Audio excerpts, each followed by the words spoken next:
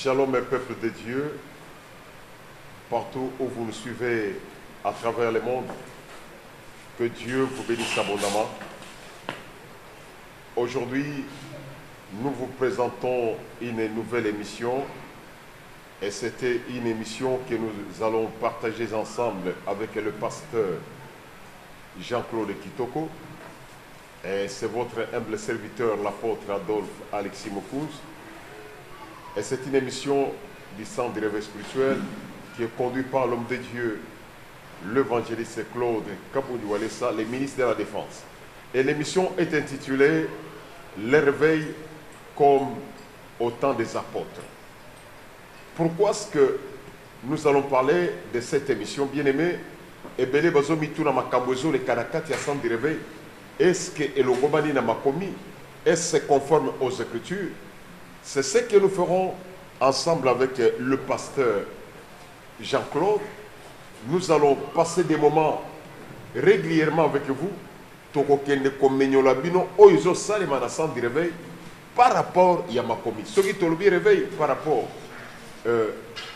au temps des apôtres, c'est-à-dire ce que les apôtres avaient fait, c'est ce que nous sommes en train de vivre aussi au centre du réveil spirituel. C'est ainsi que je ne présente pas moi-même l'émission. Nous sommes ensemble, comme je vous avais dit, avec le pasteur Jean-Claude Kitoko. Tout de suite là, nous allons vous balancer d'abord un élément qui va nous entraîner dans le vif du sujet. Ensemble, nous allons découvrir une repentance extraordinaire d'une maman. Suivons tous ensemble cet élément-là. Boyana na bangwao. Botala nanu makambo kindoki.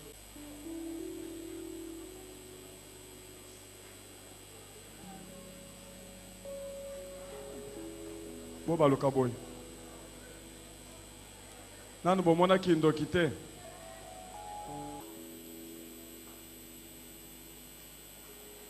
Zwa mususoyo.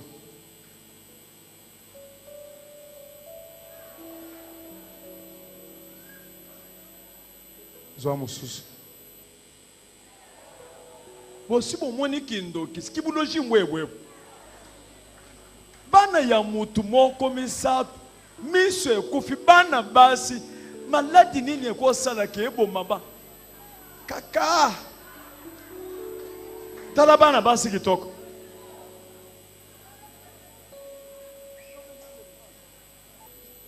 yakao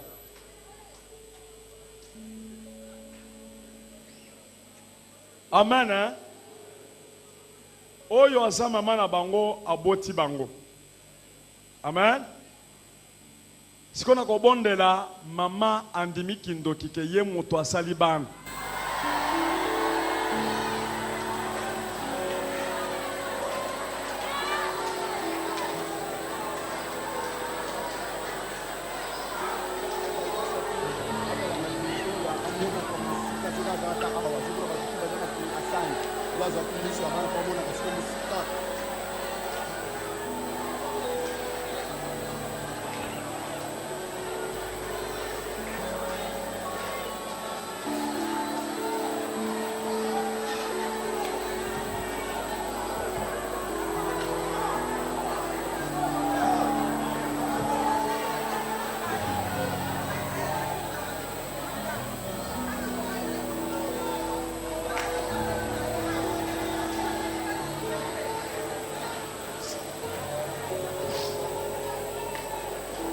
Kendo fanda mama.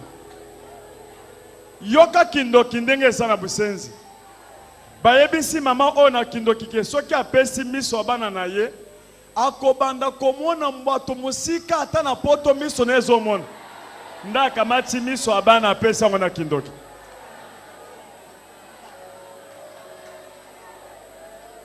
Azo chango neti projecteur ya mutuka. Pe azo tambwisa mutuka. Mais babondeli déjà pour naye atubeli kindoki déjà esili. Akomi normal.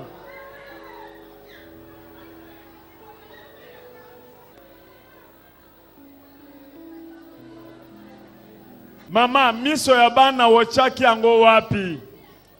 Miso ya bana le papa na ngai a sacrifié vie na ngai. Papa na ndo mutu apesa ko kindoki. Na aja. Alobaki osala na miso nini? Atango lokola projecteur pour être chef coutumier amala kamakambo nyonso ezotana. Papa na ye aza kindoki alobaki bazwa miso ya bana. Papa na ye aza chef coutumier atiaka ngo na projecteur po amonaka mosika. Bongo yo kamati bana oyo boti mama na ngai bana misatu. Na shebamba bina misatu mbana moko. Kabunji wale sembo alukai. Yoka nanu mama ndenga zoloba.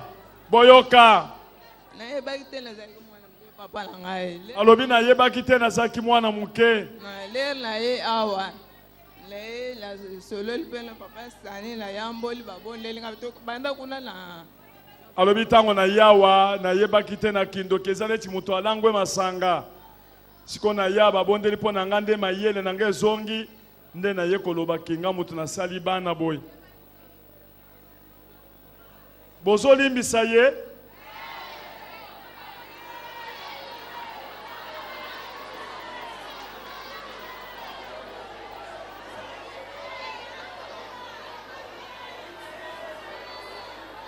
Est-ce que vous avez que Nzamba wale sako fongola bana miso?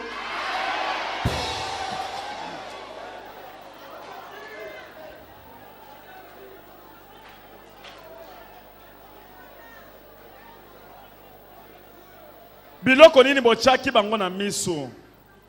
Wala papa mtawe ko yeba. Te bochaki biloko nini na miso parce que yo muto pesi miso boyebi ndembo salaki miso bo pesa biloko bochaki biloko nini na miso? Bo biso to longola. Banini?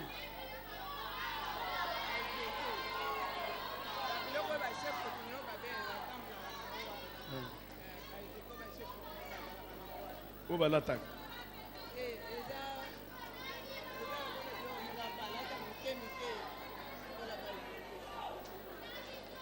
Amena azolo bakeza biloko banzete oya mike ba chef kutume balata kawana nde bazo tuba bango na misu.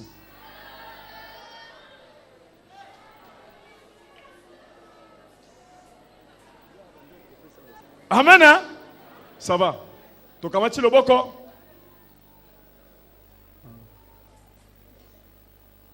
likamoni na mama te longole mutwana ozo sona eso na ba woyo ba yebisa pourquoi mon gars beti mama coup de tête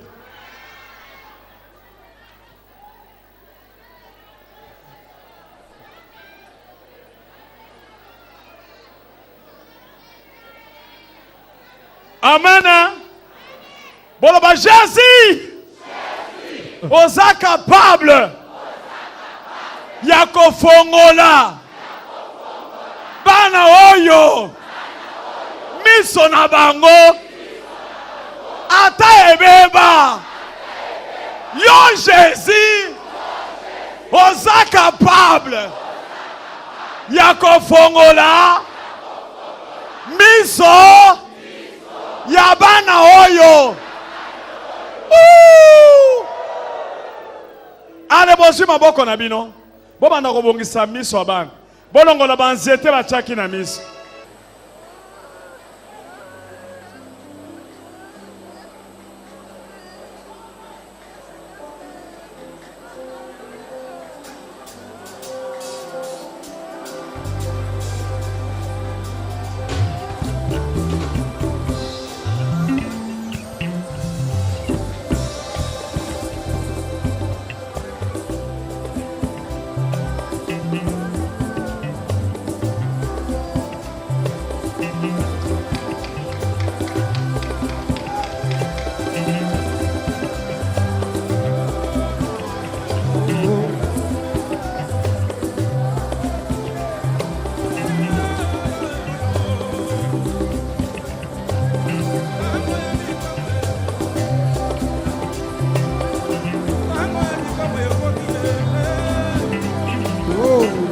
Hallelujah.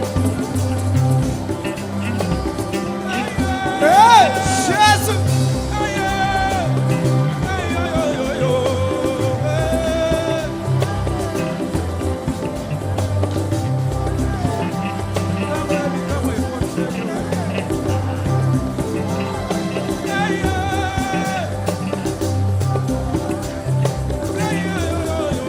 Yekelekele, yekelekele. Lesa muyambe, lesa mukomo. Lesa wadishira chamuchilo.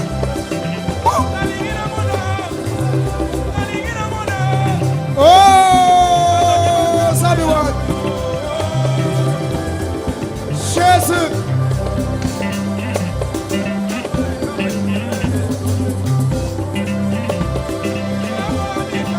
Hallelujah, hallelujah, hallelujah, hallelujah. Bobomba mama wana malamu. Garso ya pembe wana za wapi? Akoma wana te. Na lobi ba intercesseur bobomba bango malamu. Po ba tuebele ba zoki. Ok, nous avons suivi. Pasteur, toti komona élément ya mama oyo a BBC bana na yemisa tumiso. Ebele ba komituna. Est-ce que c'est quand même nécessaire? C'est biblique qu'une maman comme ça, avec tous les risques possibles, a le caliboso pour Kotatola, Peko Yambola, parler de ce qu'elle a fait et parler devant le monde sans qu'elle soit voilée. Pasteur Malobe Pana. Merci beaucoup, apôtre Adolphe, pour la parole que vous donnez ce moment. Je sais que, en tant que serviteur de Dieu, nous sommes appelés à éclairer la religion des gens qui nous suivent. Il y a des chrétiens, il y a des non-chrétiens qui se posent autant de questions. Et là, nous sommes bien placés pour apporter quand même certains éléments de réponse, parce que nous sommes sauvés pour sauver les autres. Nous avons connu Christ pour les faire connaître aussi au monde. Par rapport à l'élément qui vient de passer, je sais que avoir honte, c'est beaucoup dire, parce que cette maman, tout ce qu'elle a fait en rendant ses enfants aveugles, elle aurait dû commencer par avoir honte des actes qu'elle a posés. Et maintenant, ici, il y va de son intérêt parce que c'est son salut. C'est son salut. Elle doit le faire, elle doit confesser, au risque, même si les gens peuvent dire n'importe mal interpréter, mais néanmoins, elle est sauvée parce que c'est ça. C'est ça le but de l'évangile. Nous annonçons l'évangile, nous prêchons la parole, c'est pour amener les gens au salut. Et c'est ce qu'elle est en train de faire. Donc elle prend sa vie en responsabilité, elle ne regarde ni à gauche ni à droite, ni pour le moment. En tout cas, c'est le moment, je dois confesser pour être sauvé. Alors le problème, c'est de savoir maintenant, est-ce que c'est biblique? Est-ce que c'est biblique? C'est scripturaire? Est-ce que est fandi na makomi? Bon, le côté maman abattoir sololi n'a passé mon pensée, soit à l'équipe dans le laboratoire spirituel de notre baka, à Yamboli qui nous kinaye. Bon, le qui c'est, vous savez qu'ici nous nous réunissons plus de 8000 membres. Parce que, bah, tu vas l'année dans la télévision, parce que l'année sur YouTube. Au moins, est-ce que les Camboana est biblique? Est-ce que Eza n'a beaucoup na katia Biblia? C'est ça le problème qu'on se pose. Les actes des apôtres, chapitre 19e, si on peut lire avec vous. Ok, pour ceux qui nous suivent, nous sommes dans les actes des apôtres. Nous lisons actes des apôtres, Nalingala, Misala Yabantoma, actes des apôtres, chapitre 19, Tokotanga de 18 jusqu'à 20. Misala Yabantoma, actes des apôtres, chapitre 19, verset 18 jusqu'à 20. Nous lisons dans le nom du Seigneur. Amen. Plusieurs de ceux qui avaient cru, et Belé Yaba Oyobandi Melaki, venaient confesser et déclarer ce qu'ils avaient fait. Ah oui. Babandaki Koya, Koyambola, Mpe Kotali Sapolele, Oyo Mayebango Basalaki. Et un certain nombre n'a ébélé Yabatou de ceux qui avaient exercé les arts magiques. Ba Oyo Basalaki Makamboya Soloka, ayant apporté leurs livres, Bayaki Nanikada Nabango, le brillèrent devant tout le monde. Batumbi Yango, Liboso Abatunyos. On en estima la valeur à 50 000 pièces d'argent. Mpe, Bamekolaki, Mutuya na Yango, lokola koto mitano ya mbongo. Alors je pense que les écritures sont beaucoup plus éloquentes. Voilà. Et ça peut éclairer bien la lanterne de ceux qui se posent des questions. Comment maman wana bon balekisaye kaka boye ba exposé ye. Non non.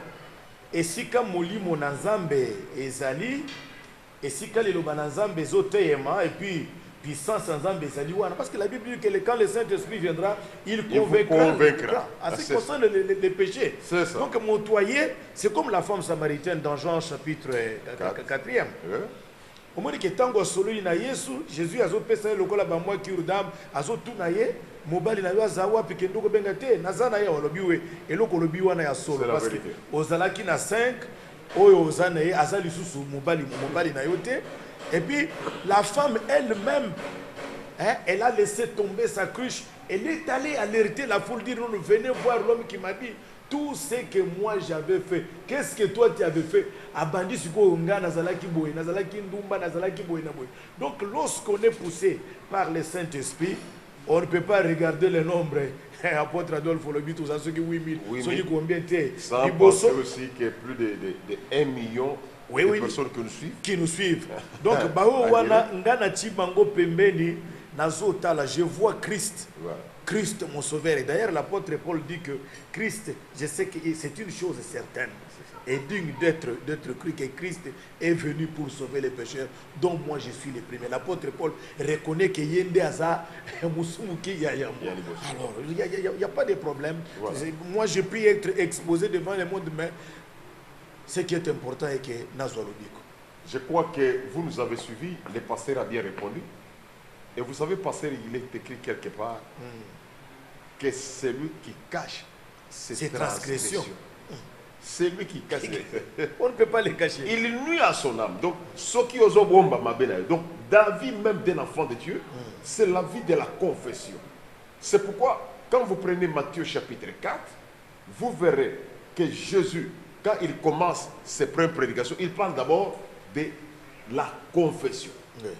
Jean-Baptiste a parlé de la confession. Repentez-vous.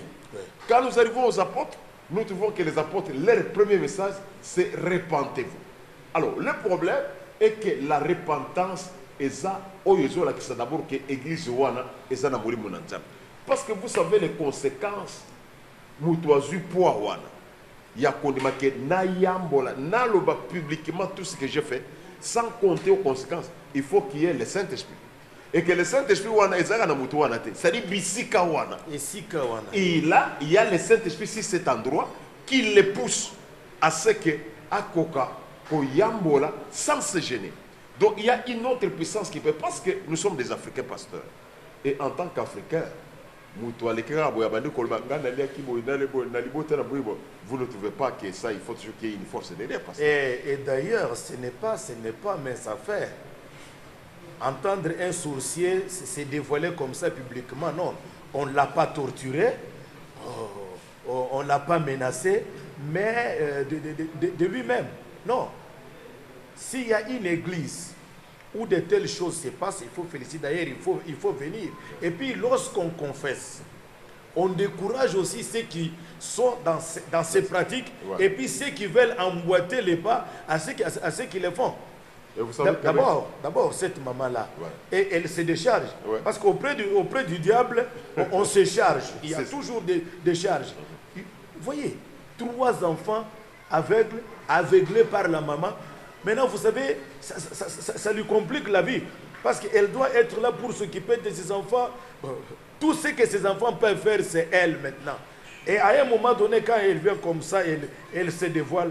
Et le Seigneur est derrière ça pour lui pardonner et puis faire quand même grâce à ses enfants.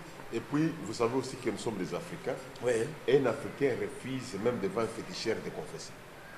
Mais si nous voyons de tels actes, nous comprenons qu'il y a une force. Et la deuxième force, c'est ce que nous allons voir les images. Au centre des réveils spirituels, non seulement les gens confessent, mais il y a aussi un principe qu'on dit, le retour à l'expéditeur. Pour la bateau, on a un centre des réveils spirituels avec l'homme de Dieu, le ministre de la défense du gouvernement céleste. Donc, à Dieu, pendant de faire ça.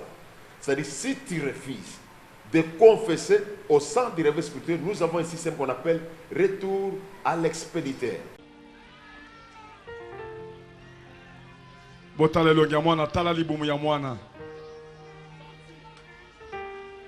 Quelle souffrance.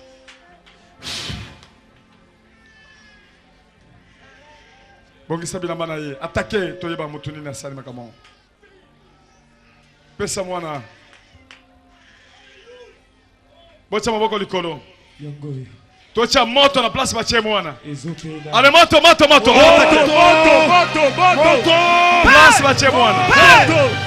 Place bache mwana. Oh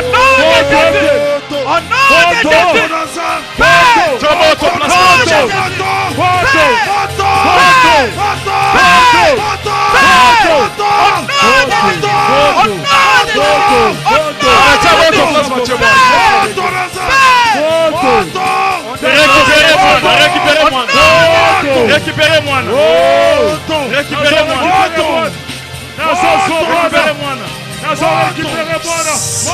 Au nom de Jésus. Ozanani. Longo liboso. Bosa leboye. Longo liboso la caméra. Ozanani. O bébé Simon na pona nini? Nalinga mama na ete. Osali mwana nini? Na pesa ki mwana na melisa ki mwana na melisa mwana na mai. Omelisa ki mwana mai? Mai ochaki nini na kacha mai? Mai wana na baby saki mai wana. Na baby saki mai wana. Shiko eloko nini ocheli bumu na mwana? Ocheli bumu na ye ocheli eloko nini? Na cheki na maladi te kasi na lobaika mabena mai wana na mwana na libumu vimba. Nalingaka mama na ete. Nalingaka mama. Yo zana ni pa na mama oyo. Yana. Mama moko papa moko. Mama moko papa moko. Oyini ndeko no pona nini? Osana kindo kibia osana kisi. Nalinga kayete papa linga ke mingi yango nganga na yo kaka zuwa. Yo sa mwana mobali. Mwana mobali okeko yina ndeko na yo. Ke papa alingiye. Papa linga kaye pesa kaye ba responsabilité ya minene alinga kako pesa yema kama buka lopango makamnyoso kaka ye mwana masi tawa mobali papa akitisa nga pesa ngai valeur te yamala linga kaye te nai. Ça va. Allez, bongisa libumu ya mwana eloko chaki na pesa mwana. Filmez bien, caméraman asaka moko hein. Mko sali banda filmer. Allez, simba libumu ya mwana. Simba libumu bimse biloko chaki na libumu. Cha pesa micro alo. Siko leloko yoka moto ya zambi. Nabi. Ochaki nini? Nataki mai mai nataki na libumu. Na bimisi mai nanga.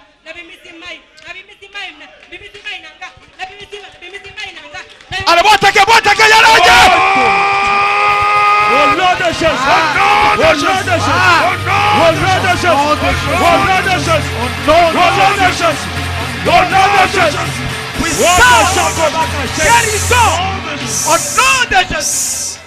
Allez.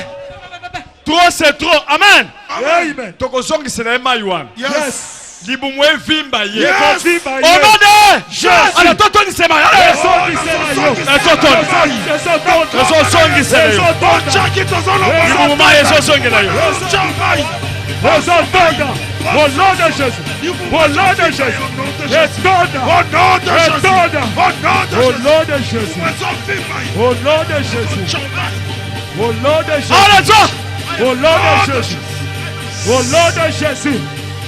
Chamiko.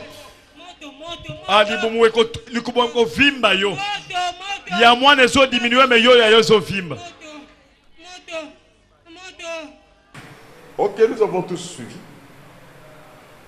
On vous mesurera de la mesure où vous avez mesuré les autres. Pasteur, où est-ce que vous oui, le retour. Où est-ce que vous avez donc Moutaloki Moninga, Bino Bosambeli, donc Ange Bani Kobeta. Ezabisote, ce n'est pas l'homme parce que la Bible dit à moi la vengeance, à moi la rétribution. Voilà. Et Dieu ne peut pas permettre que ses enfants soient traqués, soient maltraités. C'est lui qui touche à ses enfants, touche à sa prunelle. C'est ainsi que Dieu s'aimer à l'homme qui est lésé, hein, qui subit des tourments, qui est torturé. Et là, il venge. Donc, retour à l'expéditeur. Et ça, c'est lui qui vient pour venger. Et ça, c'est lui-même qui vient assurer la Ok, pasteur, notre temps est minime. Notre temps est minime, mais oui. nous allons continuer l'émission. Nous sommes pratiquement arrivés à la fin. Je sens que vous avez encore la soif de nous attendre, de nous écouter.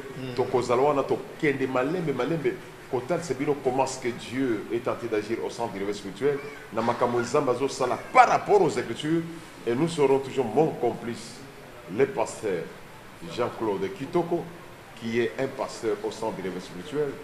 Et à la prochaine occasion.